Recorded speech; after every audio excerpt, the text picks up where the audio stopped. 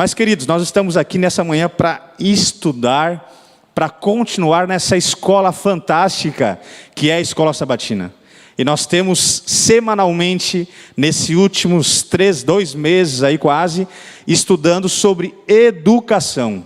E nesse momento, partindo para esse lado aqui, eu tenho o privilégio de receber alguns amigos que estarão conosco aqui hoje partilhando desse momento de educação, desse momento de escola. E eu queria que você aí recebesse na sua casa e você aqui também recebesse a Ana. Queria chamar ela aqui. Ana, pode entrar, pode chegar. É ela que colabora, ajuda aí na diaconisa, como diaconisa, né? E a Ana também aí que tem uma longa estrada aqui na Floresta, né, Ana? Há alguns anos já como membro. Ana, você quer mandar algum recado, um bom dia para a sua classe, para alguns amigos? Bom, a igreja já dei o meu bom dia e agora eu quero mandar um bom dia e um abraço à minha classe, a classe 10. Estamos com saudade de nos reunirmos, né, como classe. E também quero mandar um abraço para as minhas filhas que estão assistindo a Escola Sabatina em casa, que elas não perdem. E, de maneira especial, a todos que não podem estar aqui. Então, vai o meu abraço especial a essas pessoas. Que legal. E outra pessoa que estará conosco aqui também, é alguém conhecido de vocês, já teve outras vezes aqui, e alguém também, acredito eu, assim como a Ana, muito querido por essa igreja. E eu quero chamar aqui, então, o nosso ancião, o Lucas Eusébio, né? Que também, nesse último ano, desempenhou aí o papel como meu líder, né? Líder de aventureiros. Tive o privilégio aí de trabalhar com ele nessa história maravilhosa, que são os aventureiros, né? Que até falei para o Lucas que foi algo que fortaleceu a minha escolha pela Igreja da Floresta. O Clube de Aventureiros teve um ponto fundamental na minha permanência aqui dentro da Igreja da Floresta. Eu quero agradecer, Lucas, bom dia. Bom dia. E mande os teus recados aí para os teus amigos, gostaria de familiares. Estender o bom dia a todos os irmãos que se encontram aqui, aqueles que estão em casa, e aqueles irmãos, amigos meus da classe 11, classe Forever Young, que hoje está em festa com a presença de uma família tão querida, a família do Breno e da Camila. Hoje eles estão reunidos aqui no salão de convivência, e o Breno é o que está passando a lição. Então, um abraço a eles também que estão lá embaixo, também partilhando dessa lição tão interessante. Interessante, obrigado, Lucas. Eu sei que talvez não seja costumeiro, mas eu queria brevemente pedir para a igreja mais uma vez fechar os olhos, nós aqui também, você aí em casa, para nós termos uma palavra de oração, pedirmos a inspiração de Deus mais uma vez. Querido Deus, louvado seja o teu santo nome e obrigado por poder falar de algo que está inerente à nossa vida, chamada adoração. Estamos aqui para te adorar, para te reconhecer e para te exaltar. Nos ajuda, ó Pai, nesse momento que iremos compartilhar aquilo que estudamos na semana. Que haja crescimento entre teu povo, em nome de Jesus. Amém, ó Pai. Nós estamos nessa escola, como eu disse, né, estudando sobre um tema chamado educação. E nós estamos aí na 7ª aula, falando sobre adoração no contexto da educação. O nosso professor está acima de nós, o nosso professor é Deus, né? É Ele que tem nos ensinado e é Ele que está aqui. Eu não sei, querido, se já aconteceu com vocês, né, nas escolas tradicionais, de vocês estudarem algumas matérias, né, lá, quem sabe no 1º grau, estudarem, passarem com notas boas, mas no final, passado alguns anos, vocês esquecerem daquilo que vocês estudaram. Isso comigo já aconteceu algumas vezes. Ou quem sabe nós passamos na matéria, fomos bem naquele conteúdo, mas de certa forma só foi a nota, porque o entendimento mesmo não aconteceu. Eu passei bem porque a prova era fácil, porque eu decorei, mas eu não entendi. E às vezes nós focamos em uma determinada área só, né? Eu parti para a área de exatas, então a área de biologia, eu acabei esquecendo porque eu não utilizei, né? Exatamente. Eu acabei não convivendo com isso, a gente acaba esquecendo, deixando de se aprofundar nisso. E isso é muito bom, Lucas. Eu tenho um conceito que eu falo, né, sobre conceitos bíblicos, que a gente não entende um texto bíblico quando a gente acaba de ler o texto. As pessoas se confundem. Eu não entendo um texto bíblico quando eu acabo de ler um texto bíblico. Como assim? Mas eu entendo o texto bíblico quando ele faz parte da minha vida.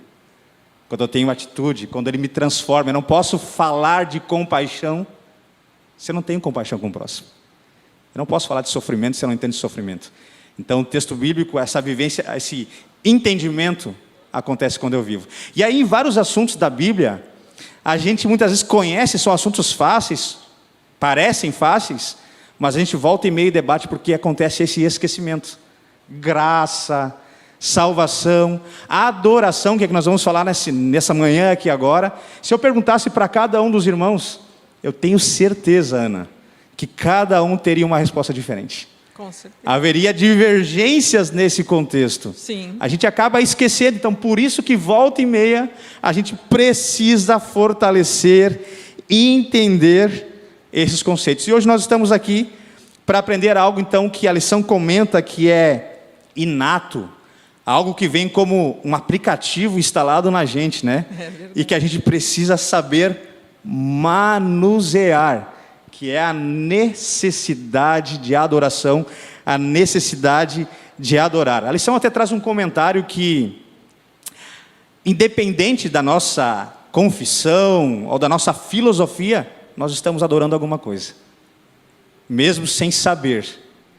E aí, dentro desse contexto, Ana, por qual motivo, então, dentro dessa questão de adoração, que com o aplicativo instalado em nós, que é algo inato, que vem com a gente, e tantas pessoas diferentes da gente também adoram, por que, Ana, que a gente precisa, por qual motivo, adorar somente a Deus?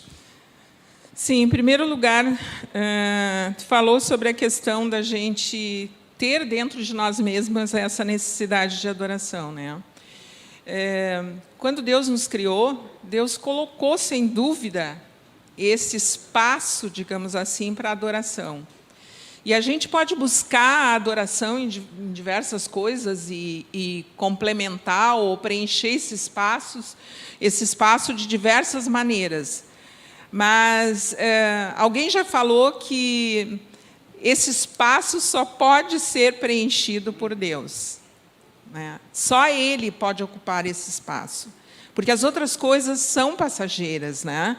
Às vezes a gente acha que o dinheiro, o sucesso, a fama, ele me traz plenitude, ele me traz felicidade, mas todas essas coisas, elas são passageiras, elas são efêmeras, elas não completam aquilo. E eu queria começar esse estudo da lição contando uma experiência própria, né? Eu tenho 3 filhos e o meu filho, ele, na adolescência, ele falava assim: mãe, eu sinto um vazio no coração. E eu, durante esse período, eu estava afastada da igreja e eu tinha problemas que não vêm ao caso agora com relação à fé e à igreja. Eu não falava, eu dizia para ele: filho, um dia esse vazio vai ser preenchido. Mas eu não me aprofundava na questão de quem poderia preencher esse vazio, né? E eu lembro que quando ele realmente conheceu Jesus, ele disse assim: hoje eu me sinto pleno. Amém. Porque esse espaço que eu tinha vazio no meu coração, ele foi preenchido por Jesus. Então, essa adoração, ela é uma coisa inata em nós. Mas aí alguém pode pensar assim: bom, então Deus nos obriga a adorar. Não, não é assim. Deus não nos obriga a adorar, tanto que Ele nos dá o livre-arbítrio. Mas nós devemos adorá-lo porque Ele é um Deus santo, né? Porque Ele é o Deus que nos criou, que nos salvou, que quer nos salvar e que está disposto a estar nesta caminhada junto conosco. Então, é importante a gente saber disso, de que Ele é um Deus criador, né? Porque somente Ele é capaz de superar as nossas necessidades. Amém. Ele é a fonte da água da vida. E ontem, pesquisando sobre alguma coisa de adoração, porque é interessante quando a gente acha que sabe adorar, né? Mas começa a ficar muito mecânica a coisa, né? E quando a gente vai pesquisar e ver qual a verdadeira adoração que Deus quer de nós, a gente pensa assim, meu Deus, quão longe eu estou da adoração que Deus quer. E como eu preciso buscar essa adoração. Então, nunca é demais a gente estar sempre pesquisando, sempre buscando e sempre perguntando a Deus, Senhor, me mostra se eu estou te adorando na beleza da tua santidade, como o Senhor merece, como Criador, como Salvador, Redentor e como meu intercessor. Se essa necessidade de entendimento é porque a gente nasceu sem entendimento, né? Se a gente precisa Exatamente. do conhecimento, é porque esse conhecimento todo não está em nós, e é por isso que a gente precisa crescer nesse conceito. A Ana falou num negócio interessante, né? Será que Deus obriga eu a adorar? Na realidade, é uma necessidade que Deus colocou na gente como a vida. Eu só existo, só posso existir e só posso ser feliz estando ligado a Deus. Eu só posso ser completo adorando a Deus. A minha existência, a nossa existência não faz sentido sem a presença dEle.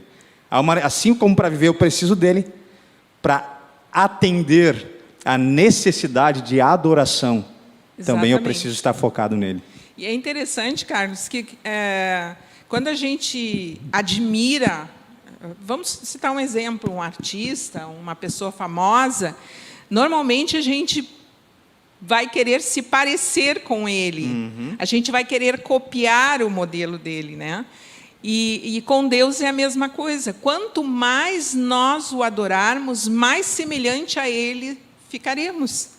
Né? E é isso que Ele quer. Por isso Ele pede a nossa adoração. Por quê? Porque Ele nos criou a sua imagem e semelhança, só que o pecado deturpou tudo. E hoje Ele busca resgatar através da adoração.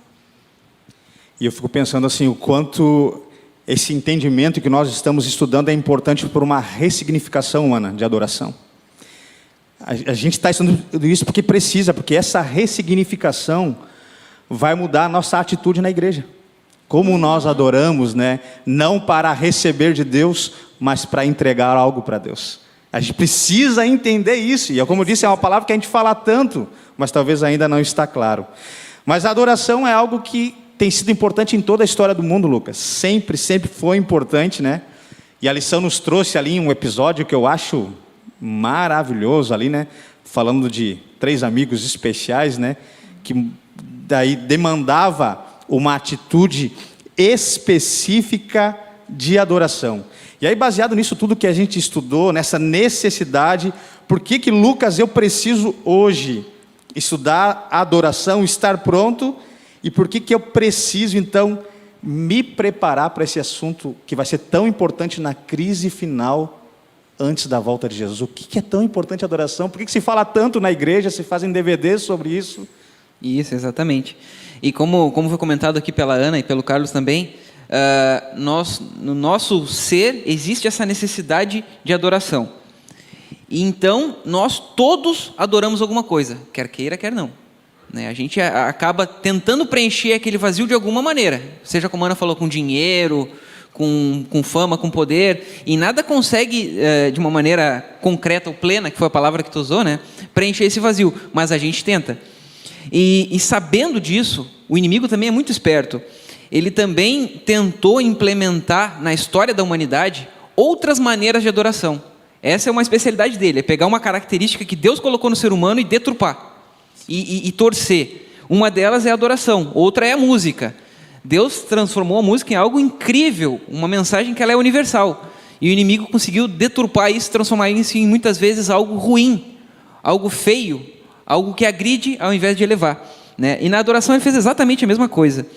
E é interessante um texto que Ellen White fala, no Grande Conflito, que ela diz o seguinte, que nós devemos adorar a Deus no sábado também, e nós devemos entender a distinção entre o Criador e a criatura. O sábado e a adoração a Deus também serve para isso, para que a gente possa entender a distinção entre o Criador e a criatura. Então, quando a gente começa a perceber isso, não faz sentido adorar algo que seja criado. Adorar uma pessoa, adorar um rei, adorar uma estátua, seja feita de ouro, como foi no caso desses 3 amigos. Não faz sentido, porque nós somos criatura, e todas essas características, todas essas seres que eu falei aqui são criaturas. Não tem poder por si só, o poder vem do Criador. O sábado é para que a gente lembre isso, para que a gente não esqueça que nós devemos adorar unicamente ao Criador. E eles tiveram uma força de vontade perante toda aquela multidão de ter essa certeza. Olha, essa estátua que vocês criaram, ela é uma criação, ela não é o Criador. Então eu não devo me prostrar diante dela, eu não devo adorar algo que é criado.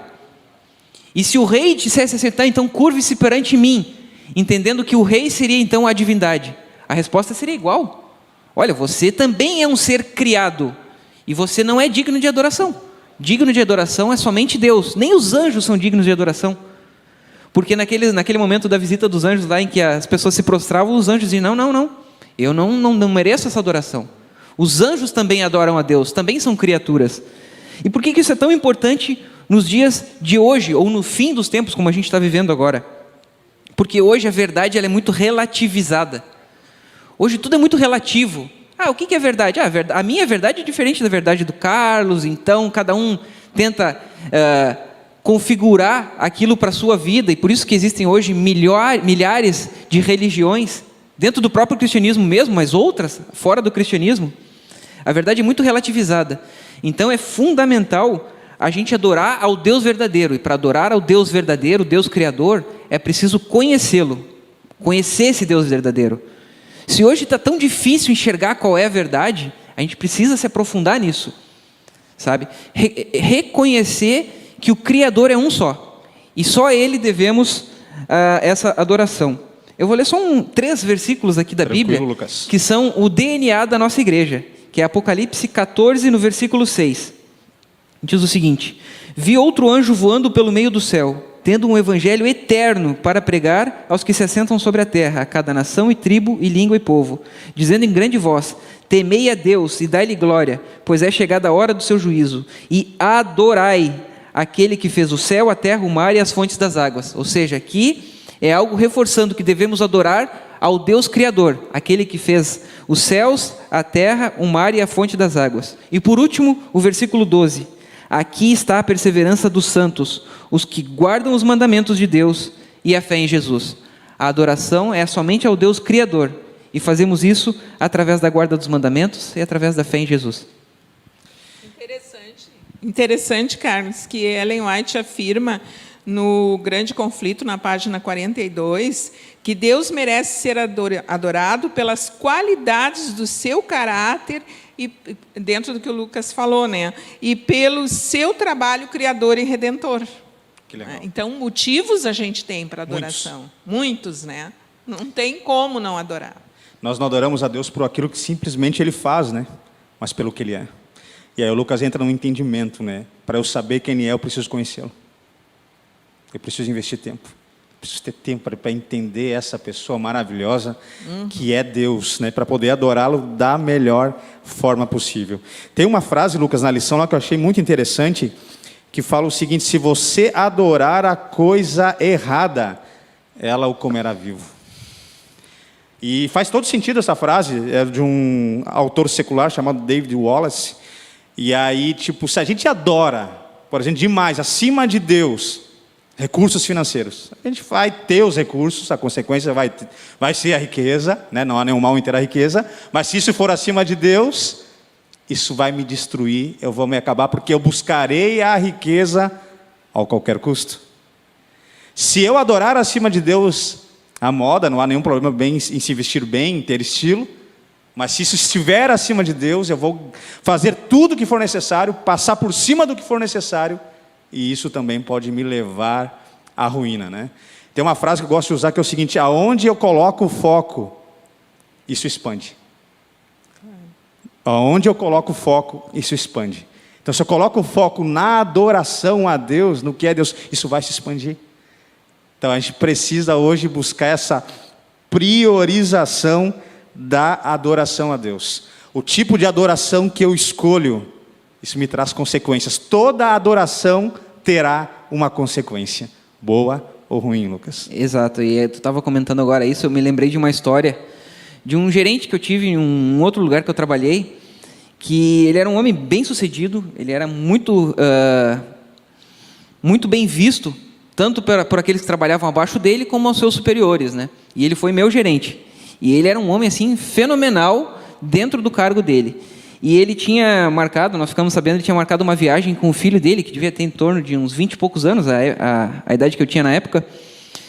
Uma viagem longa, uma viagem para o Egito, para os Emirados Árabes. Então a gente comentou, né? Nossa, ele vai viajar com o filho e tal. E alguém me comentou assim, ó, ele está tentando recuperar um tempo que ele perdeu.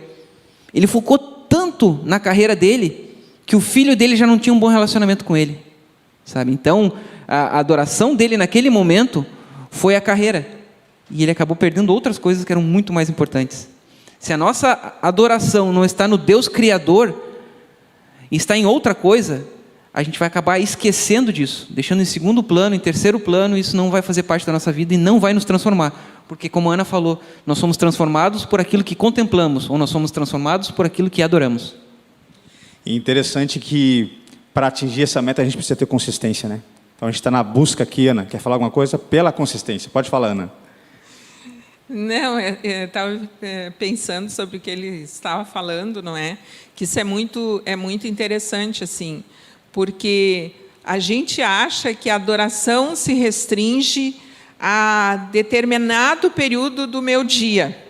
Por exemplo, eu levanto, faço a meditação, faço a minha oração e pronto, eu já adorei cerrado. Né? Cumpri com a minha obrigação, entre aspas, né? Já adorei esse Deus. Não, a adoração tem que estar em todas as coisas que eu faço. E eu fiquei, olha, nesses anos todos que eu sou adventista, eu fiquei surpresa com algumas coisas que eu descobri de ontem para hoje. Eu descobri, assim, que a adoração, ela está nas mínimas coisas e escolhas que eu faço durante o dia. Então, é muito mais abrangente do que tudo. E eu me dei conta que eu só tenho essa consciência quando eu me apercebo de que aqui ao meu lado estão os anjos e o Espírito Santo está aqui dentro de mim. Amém. Adoração como estilo de vida, né? Exato. Mas a gente está aprendendo, teve o privilégio de aprender, nós temos esse conhecimento, né? Nós estamos falando aqui, a igreja, em sua maioria, e entendeu porque alguém ensinou, né? Alguém ensinou para eles, alguém passou, um pastor, um familiar, um instrutor bíblico, né? Deu esse entendimento, ou ao longo dos anos, a gente teve essa compreensão que a gente ainda está compreendendo, né? Mas a lição traz um ponto muito importante quanto a essa passagem de bastão, né? Essa transmissão do que é adoração através dos pais para os filhos. Ana, qual que é a importância de nós pais, de nós líderes, transmitirmos a verdadeira adoração aos nossos filhos? Sem dúvida, né? A adoração, ela permeia toda a Bíblia, né? Porque se a gente for analisar, quando lá no Éden, na viração do dia, Deus vinha conversar com Adão e Eva, ele vinha receber a adoração, né? A adoração presencial que Adão e Eva davam a eles, né? Abraão adorou, né? E tantos outros patriarcas e profetas que adoraram. Mas como que nós vamos transmitir isso para nossos filhos, né? Tem que começar. Eu gostaria de ler, antes de tudo, o texto que está em Deuteronômio 6, do verso 4 até o verso 9. Diz assim: Ouve, Israel, o Senhor nosso Deus é o único Senhor. Amarás, pois, o Senhor teu Deus de todo o teu coração e de toda a tua alma e de todo o teu poder. E estas palavras que hoje te ordeno estarão no teu coração, e as intimarás a teus filhos, e delas falarás, assentado em tua casa, e andando pelo caminho, e deitando-te e levantando-te. Também as atarás por sinal na tua mão, e te serão por testeira entre os teus olhos. E as escreverás nos umbrais da tua casa e nas tuas portas. Eu quis ler esse texto porque diz assim, ó, o verso 7, e as intimarás aos teus filhos, e delas falarás assentado em tua casa. O texto não diz assim, ensina a adorar quando estiver dentro da igreja. Se os nossos filhos não aprenderem em casa, eles não terão como, dentro da igreja, ter o senso de que estão na presença do Senhor. Infelizmente, a gente vê muito assim, no culto familiar, aqueles que fazem, né? Porque nem todos fazem, vamos ser bem realistas. Aí, como eu quero fazer o culto familiar e o meu filho é pequeno, então eu dou um carrinho para ele ir brincando enquanto o culto familiar está acontecendo. Qual é o senso que essa criança vai ter da adoração a Deus? Nenhum. Eu posso fazer o que eu quiser, porque não tem problema, né? Enquanto está acontecendo o culto em casa, o Lucas trouxe o exemplo, falou sobre Daniel, né? Daniel só foi o homem íntegro e decidiu não se contaminar com as coisas do mundo e nem adorar a deuses falsos, e os seus amigos também, porque em casa alguém o ensinou a adorar. Isso foi com José também. Isso foi com Davi também. E com tantos outros. Se nós, como pais e como mães, não ensinarmos os nossos filhos a verdadeira adoração, começando em casa, não adianta que dentro da igreja querer que o menino ou a menina se comporte, que ela se torne reverente. E o que é pior, muitas vezes nós mesmos não somos reverentes na casa do Senhor. Ou até mesmo em nossa casa, quando vamos fazer o culto. Às vezes a gente vai fazer um culto, começa muito bem, de repente lembra de uma outra coisa, de um outro assunto, e introduz ali, e aí já desvia totalmente o foco da adoração. E isso é uma coisa muito séria, muito séria. E Deus sabia que isso aconteceria, senão não estaria escrito na sua palavra, né? E quando Ele tirou o povo de Israel, peregrinando durante todo aquele tempo, no deserto, Ele foi ensinar na realidade o que era a verdadeira adoração. Limpar o coração deles das adorações falsas. E mostrar a eles o quão importante era ensinar isso às gerações futuras. Nossos filhos aprendem pela imitação, por aquilo que vem. Infelizmente, como eu já falei, eu não ensinei isso para meus filhos. E sabe, por incrível que pareça, eles foram aprender a reverência dentro da casa do Senhor, frequentando a igreja católica com a avó. Porque na igreja católica, por incrível que pareça, não sei agora, né? Na época que eles iam, e eu frequentei algumas vezes, se um grampo caísse no chão, a gente ouvia o barulho. Porque as pessoas entravam com o senso de que estou na presença do Senhor. E aquilo me chamava muita atenção. E nós precisamos, nós que adoramos o verdadeiro Deus, nós que temos tanto orgulho cristão de dizer que seguimos a verdade, por que não temos esse estilo de adoração? E temos que começar com os nossos filhos. Não adianta, queridos, trazer os nossos filhos para a igreja e querer que aqui dentro ele se comporte como na presença do Senhor. É lá em casa, é o que diz o texto aqui. Ensina em casa. Porque quando ele vier para cá, ele vai saber como ele vai adorar. E hoje, nesse mundo que estamos vivendo, onde, como o Lucas falou, há tantas coisas para adorar aí, e os jovens, quando entram na adolescência, descobrem vários motivos e objetos de adoração, né? É muito importante, porque a palavra de Deus diz, ensina ao menino, né, o caminho que deve andar, porque ele não vai esquecer nunca mais. Para onde ele for, ele vai lembrar, né? A família como celeiro de transmissão de valores, né? E a gente tem diversos valores que a gente pode transmitir dentro do nosso lar. E nós temos diversas formas de fazer isso, né? A gente fala em culto familiar, mas a gente fala muito em música também. A lição trouxe ali o Salmo 78, né? Que é uma música, que é um poema, que traz ali motivos pelos quais adorar a Deus. E eu lembro que lá em casa, a gente gosta de cantar. A gente gosta de cantar músicas, né? E uma das músicas que a gente canta lá é Rio dos Reis, né? E a Melissa, por conta de cantar esses hinos, ela acabou querendo cantar aqui na igreja. E muitas vezes lá em casa nós brincamos. Eu falo, ó, tua mãe é a rainha, Dani ali, a rainha do lar. Papai é o rei. Ela chega para nós assim, mas pai, quem é que é o rei maior? Que não é tu e a mamãe não. Jesus é o rei dos reis. Da onde que ela aprendeu que Jesus é o rei dos reis? Através da música, através dos louvores. Então há várias formas de nós educarmos e prepararmos os nossos filhos para viver nesse mundo complicado. Por que a gente deve ensinar adoração para a família? Da mesma forma que as gerações antigas ensinavam para o povo de Israel. Porque eles precisavam entender o que Deus fez no passado, para entender que no presente Deus poderia fazer o mesmo. Para entender que no futuro eles poderiam confiar em Deus, na certeza de que Deus estaria com eles.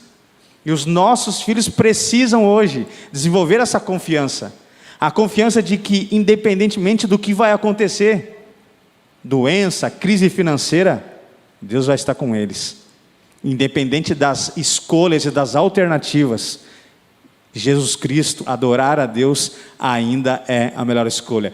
E há uma frase que eu escrevi aqui que fala o seguinte: uma família que adora no verdadeiro espírito da coisa é um holofote a um mundo em escuridão. Então nós precisamos ter famílias que brilhem por Jesus através de uma adoração perfeita. Mas Lucas, aí a lição, nos ensina a falar sobre adoração, mas existe um jeito certo de adorar. E aí, como é que eu adoro a Deus? A gente falou, tem que ensinar, mas o que eu ensino? Tem que pular, tem que fazer, sei lá, que tipo de coisa, como é que a gente adora a Deus? O que é de fato, Lucas, adorar em espírito e em verdade? Já que a Bíblia comenta isso numa história fantástica, que é a história de Jesus com uma mulher no poço. O que ele quer dizer com isso? Adorar em espírito e em verdade. A resposta que Jesus deu para aquela mulher, que a adoração deveria ser em espírito e em verdade. Ele não falou espírito ou em verdade, ele falou e. Então são duas coisas necessárias para essa adoração, a adoração verdadeira. Vamos avaliar uma a uma então. Começamos pelo espírito, adoração em espírito. E Jesus fala que Deus é espírito. Essa adoração em espírito deve ser aquela da nossa experiência com Deus. Quando eu experimento milagres de Deus na minha vida, eu começo a reconhecê-lo como um Deus criador. Eu tenho experiências que me levam para mais próximo desse Deus. E ele fala que esse amor que Deus coloca no nosso coração é um fruto do Espírito Santo, ou seja, não é nosso, sabe? Então, esse tipo de adoração é daquela experiência que nós temos com Deus, de um amor que brota em nós, mas é um amor que vem de Deus. Sabe? É um fruto do Espírito que Deus coloca na gente. E o segundo ponto seria a verdade. A verdade é quem é a verdade, o que é a verdade, esse conhecimento de quem é o Deus verdadeiro, um conhecimento da Bíblia.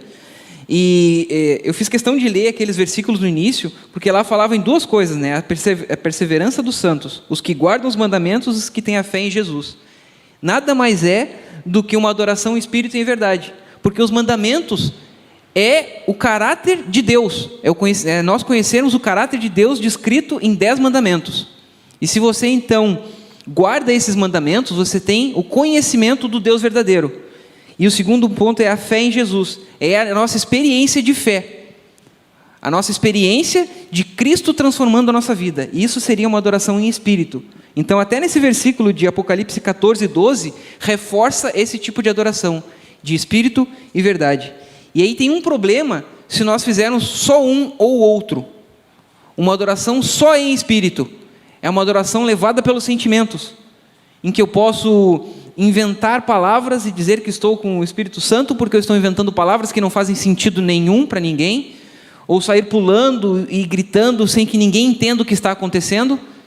Isso é muito emocional e a gente não pode ser levado unicamente pela nossa emoção. Não é algo que revela o caráter divino. Não tem a verdade ali. E um outro problema seria ter só a verdade e não o Espírito. Aí seria algo muito formal. Bom, eu cumpro o primeiro mandamento, o segundo mandamento, o terceiro mandamento, mas eu chego aqui, eu nem olho para o Carlos.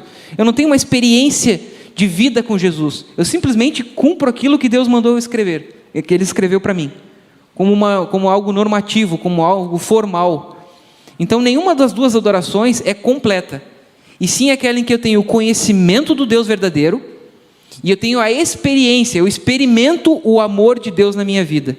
São duas coisas que se completam para que tenhamos essa adoração completa, então. Deus é um Deus de coesão, né?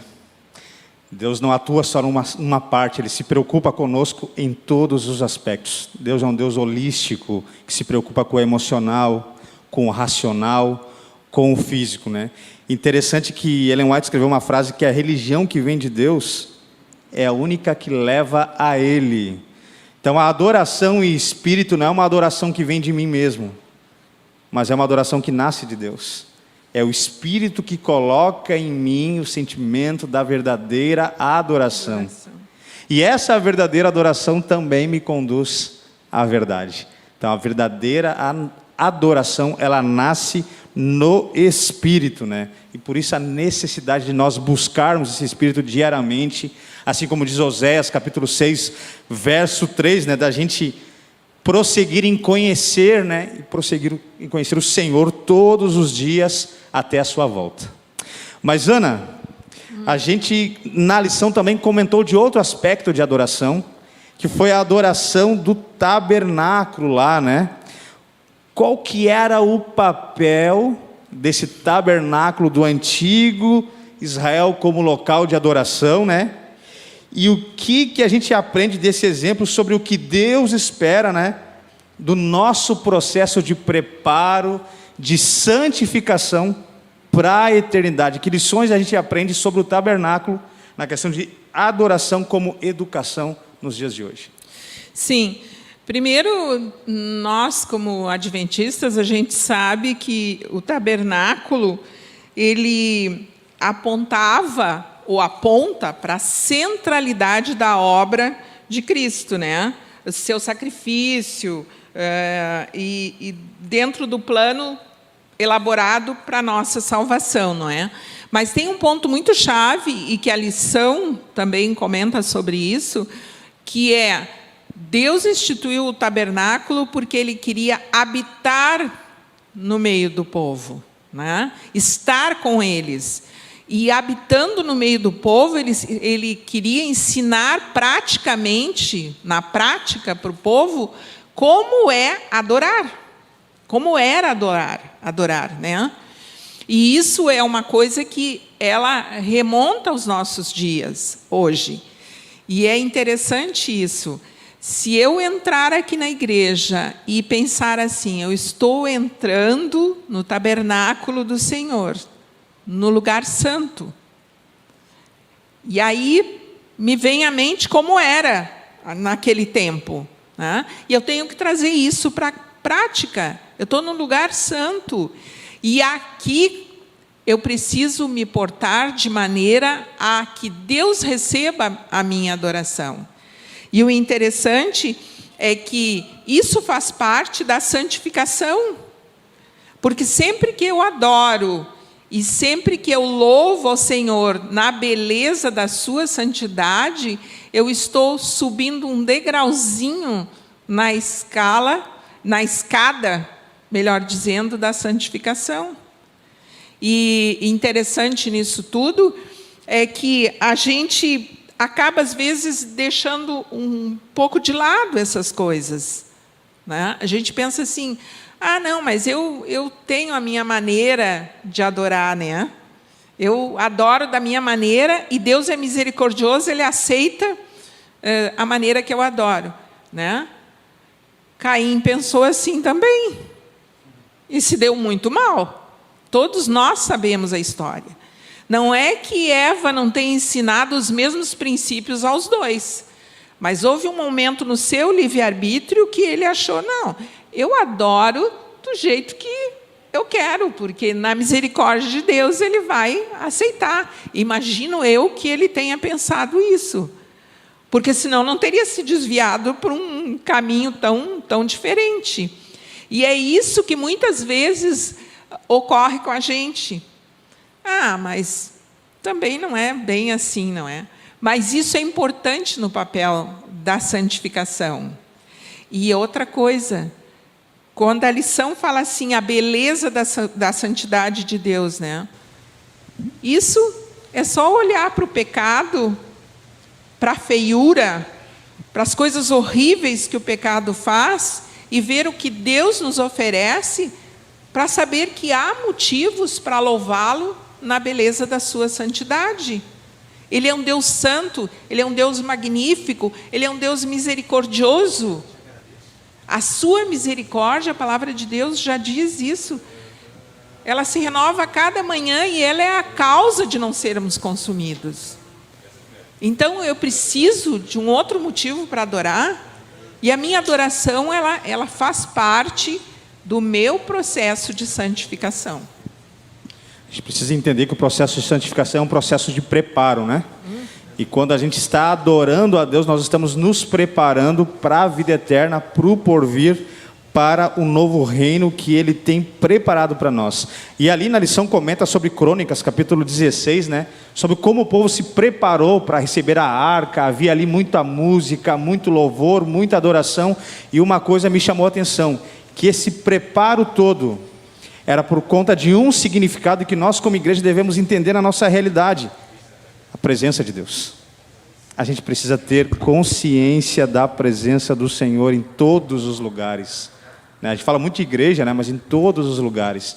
E quando a gente tem essa consciência, a nossa adoração é diferente. A nossa adoração é transformada, né? E a gente também faz parte de um processo de crescimento, que é o processo de santificação, né? E esse processo, através da adoração, ele ocupa residência no nosso coração. E quando isso ocupa a residência no nosso coração, a gente começa a compreender e entender a beleza do que é Deus. Precisamos buscar mais entender o belo de Deus, entender mais a sua essência, compreender o seu amor. E essas coisas vai fazer a nossa adoração algo relevante, algo diferente, algo quente, não algo morno, mas algo que vai assim, se espalhar para os lados e também vai aproximar pessoas do nosso reino. A adoração do povo de Israel era uma adoração como testemunho para as nações de fora. Exatamente. A nossa adoração deve evidenciar o Deus que nós cremos. As pessoas veem Deus através da nossa vida, através da nossa adoração. Essa deve ser a nossa preocupação. Quando eu adoro, quando eu tenho a certeza da presença de Deus na minha vida, quando isso acontece, as pessoas veem Deus e elas também se tornam curiosas e querem conhecer esse Deus. É que Carlos tem um ponto central aí, que é o seguinte: normalmente a gente se preocupa com a adoração dentro da igreja, falando dentro da igreja, né, em agradar o ser humano. E não é esse o foco. Tudo que eu faço aqui tem que ser um culto de adoração a Deus. Eu não tenho que me preocupar se o Carlos está gostando da programação, se ele está gostando do pregador, do cantor. Eu tenho que me preocupar. Esse cantor, esse pregador, ele está adorando a Deus, ele está rendendo um culto a Deus. Esse é o foco. Esse é o ponto principal. Porque hoje o Lucas falou nos shows de igreja, coisas assim, mais ou menos, né, Lucas? O êxtase, né? Isso toca o meu coração, toca o coração do Lucas, mas como Deus vê isso? Né? Está sendo da maneira que o agrada? E é interessante que eu li no livro Patriarcas e Profetas, na página 353, que Ellen White fala assim, juntamente com a obra realizada na cruz, o trabalho intercessório de Cristo no santuário celestial invoca gratidão e adoração a Deus. Gente, isso é um ponto fundamental. Sem a intercessão de Cristo, estamos perdidos. Nós, por nós mesmos, não vamos chegar a lugar algum. Então, esse é um motivo mais do que suficiente para que o adoremos. Por ser Ele o Criador, o Salvador, o Redentor, mas porque hoje, se eu quero chegar ao céu, eu dependo, eu preciso da intercessão dEle. Isso é um ponto principal na adoração. Com certeza, Ana. Só que no meio dessa adoração, a gente vive num mundo com muitas filosofias, né? Muitas coisas, muitas crenças, né? E a gente é atingido. Todos nós somos atingidos de alguma forma. A gente não vive ileso as coisas que acontecem ao nosso redor. E aí existem crenças populares que muitas vezes entram em conflito com a nossa adoração. Lucas, quais seriam essas crenças que entram em conflito com as Escrituras, né? E como que a gente pode lidar com isso nesse processo de educação? Isso, a lição trouxe um exemplo, e vocês comentaram aqui também, de que o povo de Israel foi um povo escolhido para ser a luz no mundo. Mas ele não foi colocado no meio de um deserto sem que tivesse ninguém na volta. Na verdade, ele foi colocado no olho do furacão, porque os povos que estavam à volta eram povos que tinham a sua própria cultura, a sua própria característica, e era interessante que o povo se mantivesse coeso, unido, para que esse tipo de adoração que estava lá fora, que não era a adoração verdadeira, entrasse no povo de Israel, para dentro da adoração do povo de Israel, quando deveria acontecer exatamente o contrário, como tu comentou. A adoração do povo de Israel, à vista desse povo, um povo que crescia forte em graça, na graça de Deus, deveria influenciar os que estavam ao seu redor. E era fundamental que eles não fossem corrompidos pelas características dos povos ao redor deles. Como aqueles sacrifícios de crianças que se fazia ao deus Moloque, isso não poderia entrar no povo de Israel. E sim o contrário, a adoração ao Deus verdadeiro deveria sair do povo de Israel para fora, para ser a luz no mundo. E aí, como a gente vai, hoje, não permitir que adorações distintas, diferentes da verdadeira, entrem para a nossa adoração, né? Isso é muito difícil, é muito complicado, ainda mais num tempo de mídias sociais, onde tudo é muito relativo, a minha verdade é diferente da tua, e a coisa acontece muito rápido, a velocidade da informação é muito rápida. E as pessoas, através desse anonimato da mídia social, sentem-se no direito de julgar e de ofender a qualquer um que pense diferente dela. Então, hoje nós temos uma verdade, a verdade descrita na Bíblia. E a gente precisa defender isso. Mas isso também pode ofender a muitas pessoas. E elas se sentem no direito de dizer isso, que a nossa verdade ofende essas pessoas.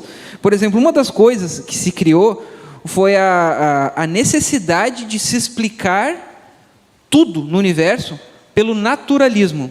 Ou seja, o universo deve explicar como o universo surgiu. É como se a gente quisesse ver Deus, enxergar literalmente Deus no universo. Ele não vai estar aqui literalmente, eu não vou enxergar, mas tem traços dele, tem as digitais dele no universo. Agora, Deus não vai estar aqui dentro, porque ele é muito maior do que isso, ele é o criador do universo. Então, não tem como explicar tudo através do naturalismo, né? Eu não consigo explicar Deus através da natureza, porque Deus é sobrenatural. Então é importante que a gente não deixe esse naturalismo, tentar explicar tudo através da natureza, adentrar para a igreja, porque Deus é um Deus sobrenatural. E muitas vezes até a Igreja Católica começa um pouco a misturar isso também, principalmente a questão do evolucionismo, que se acredita que durante milhões de anos as espécies foram evoluindo e a Igreja acabou aceitando um pouco disso, até que os períodos, os dias, daqueles dias da criação, são dias entre aspas, né? São eras, são períodos de evolução. Mas isso acaba quebrando toda a redenção de Cristo, toda a história da criação através do Gênesis, ou seja, isso deturpa toda a verdade de Deus. E hoje, então, também um outro exemplo que a gente pode usar é que Deus é amor. Bom, isso é uma verdade. Só que a continuação disso é: Deus é amor, então eu posso tudo, porque Deus é amor. E Deus me ama do jeitinho que eu sou. Isso também é uma verdade, mas calma aí, não é bem assim. Deus não ama o pecado que eu faço. Ele me ama apesar de eu ser pecador, mas Ele não ama o pecado que eu faço. Isso é importante deixar claro. E isso a gente só vai conseguir compreender tendo essa comunhão com Deus, reconhecendo o caráter divino nos mandamentos, tendo essa experiência de vida com Jesus. Porque isso nos aproxima de Deus. E como a Ana falou, quanto mais a gente se aproxima de Deus, os nossos olhos vão se abrindo, como se Deus fosse uma fonte de luz mesmo. E eu percebo quão errado eu estou, quão diferente daquilo que eu deveria ser eu estou nesse momento. E isso deveria me aproximar de Deus. Então, tentando responder a essa pergunta, né, a gente tem que entender que nós precisamos reconhecer que a verdade, ela não é relativa. A verdade ela é absoluta. A verdade é uma pessoa. A verdade é Jesus. E quando nós entendemos que a verdade é absoluta, a verdade é Jesus, Nós devemos recorrer a essa verdade para entender o que, sim, eu preciso aplicar para a minha vida e o que eu não consigo, o que não é permitido aplicar para a minha vida. Aquilo para que a gente se torne, então, a luz no mundo. Já, assim como o povo de Israel estava no meio do olho do furacão, nós também estamos.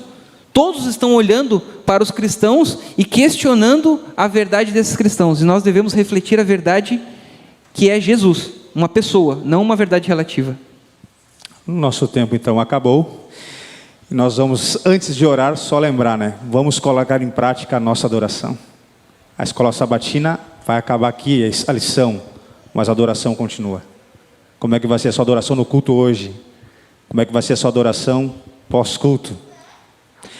Lembrando de uma frase, o entendimento de um texto bíblico não acontece quando eu entendo o texto bíblico, mas como eu pratico. Então vamos orar para que Deus nos ajude a viver essa adoração e que ela seja relevante e transformadora. Querido Deus, nós louvamos o Teu santo nome pela Tua misericórdia. O Senhor tem 1 milhão de misericórdia para cima da gente. Existe uma multiforme de coisas que o Senhor faz por cada um de nós. E nós estamos aqui como os Teus servos, Teus alunos, com humildade para aprender. Existem pessoas sinceras, ó Deus, entregando o coração a Ti e pedindo: Jesus, me ajuda a aprender a adorar da forma correta. Coloca no nosso coração o entendimento que a adoração não está centrada em nós, mas a adoração acontece em Cristo. Muda nosso jeito de ser, abençoa o Teu povo e que sejamos adoradores que vivem em espírito e em verdade. E é em nome de Jesus que nós agradecemos e oramos. Amém, ó Pai. Uma boa semana a todos, um bom culto, que Deus abençoe.